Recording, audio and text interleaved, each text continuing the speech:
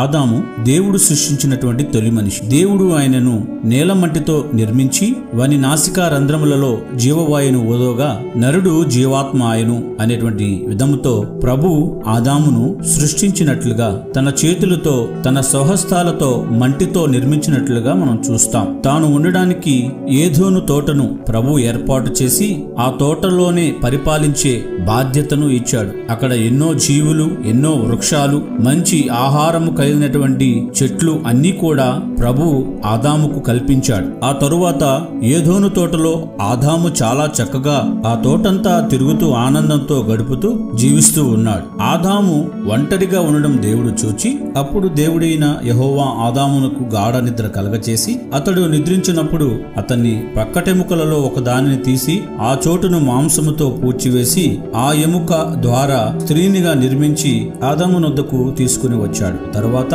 వారిద్దరూ చాలా సంతోషముతో ఆనందముతో ఆ ఏదోను తోట అంతటినీ కూడా ఆ క్రమంలో ఇరువురు ఏ చెడు అభిప్రాయం గాని చెడు ఆలోచన గాని దేవునికి వ్యతిరేకమైనటువంటి పనులు గాని ఏమీ చేయకుండా సంతోషంతో జీవిస్తున్నారు. అయితే దేవుడు ఆదామునకు ఒక కండిషన్ పెట్టాడు. దేవుడు ఒకరోజు ఆదాముతో ఇలా అన్నాడు, ఏదోను తోటలోని అన్ని వృక్ష ఫలాలను తినేందుకు అనుమతించాను, కానీ ఈ మంచి చెడు తెలివినిచ్చు వృక్ష ఫలాలను మాత్రం తినవద్దు అని ఆదామునకు ఆజ్ఞ ఇచ్చాడు. ఆదాము సరే అని తన పని తాను చేసుకుంటూ వెళ్తున్నాడు. తర్వాత కొన్ని దినాలకు అదే ఏదోను తోటలో సాతాను ఉండేది. ఇది పరలోకము నుండి గెంటివేయబడి ఈ భూమిపై పడింది. ఈ సర్పము అనేక రూపాలను మార్చుకునే విధంగా ఉండేది. కానీ ఆ ఏదోను తోటలో సర్పరూపముగా ఉండి దేవుని విధానాలకు వ్యతిరేకంగా ఉంటూ ఈ ఆదాము అవ్వలను చెడగొట్టాలని ఎంతగానో కుయుక్తితో ఉండేది. ఒకరోజు హవ్వ మంచిగా ఆ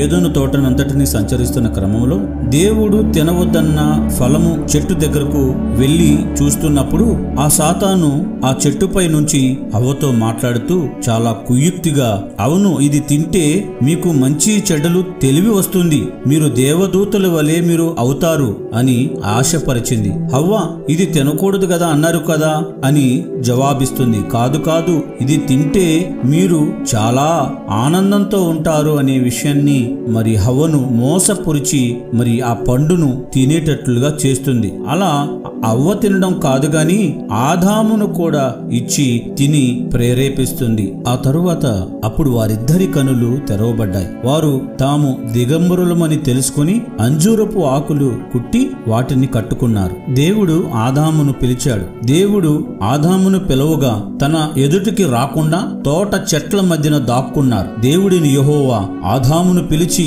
నువ్వు ఎక్కడ ఉన్నావని మరలా కేక వేసినప్పుడు నేను తోటలో నీ స్వరము విన్నప్పుడు దిగంబరిగా నుంటిని గనుక భయపడి దాగుకొంటిని అని అన్నాడు. అందుకాయన నీవు దిగంబరవని నీకు తెలిపిన వాడెవడు, నీవు తినకూడదని నేను నీకు ఆజ్ఞాపించిన వృక్షములను తింటివా అని అడిగాడు. అందుకు ఆదాము నాతో నుండుటకు నీవు నాకిచ్చిన ఈ హవ్వే ఆ వృక్ష ఫలమును తీసుకుని వచ్చి తినమంటే తిన్నానని చెప్పింది. ఆ తర్వాత ఆదామును అడిగితే ఈ యొక్క సర్పము నన్ను మోసగిచ్చి నాకు ఇచ్చింది, అందుకనే నేను తిన్నాను అని చెప్తుంది. ఇలా ఒకరి మీద ఒకరు సాకులు చెప్పుకోవడం వలన దేవుడు చాలా బాధపడి ఆదాము హవ్వను తోట నుండి గెంటివేస్తాడు. ఆదామునకు హవ్వనకు సాతానుకు ముగ్గురికి 3 శిక్షలు విధించాడు. ఆదామునకు నీవు బ్రతికిన నాళ్లు కష్టపడితేనే ఆహారం తింటావని, అవ్వమ్మకు గర్భ వేదనతో నేను మిక్కిలి హెచ్చించి వేదనతో పిల్లలను కంటావని, సర్పమునకు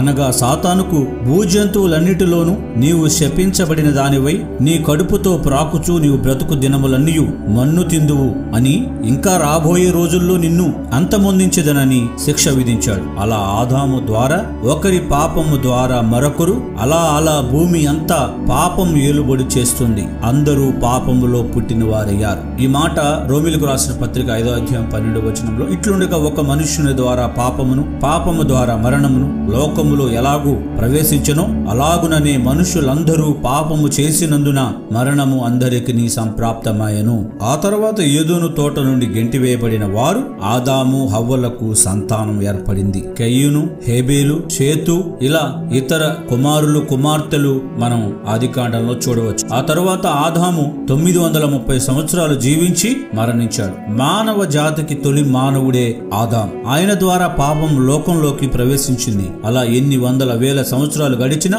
మనుషుడు పాపంలోంచి బయటకు రాలేకపోవడాన్ని బట్టి దేవుడే మనిషిగా కన్య గర్భమందు జన్మించాడు. ఆయనే యేసుక్రీస్తు ప్రభువారు. మనుషులలో ఉన్న పాపాన్ని పోగొట్టడానికే ద్వితీయ ఆదంగా వచ్చి పాపానికి విమోచన తీసుకుని వచ్చాడు.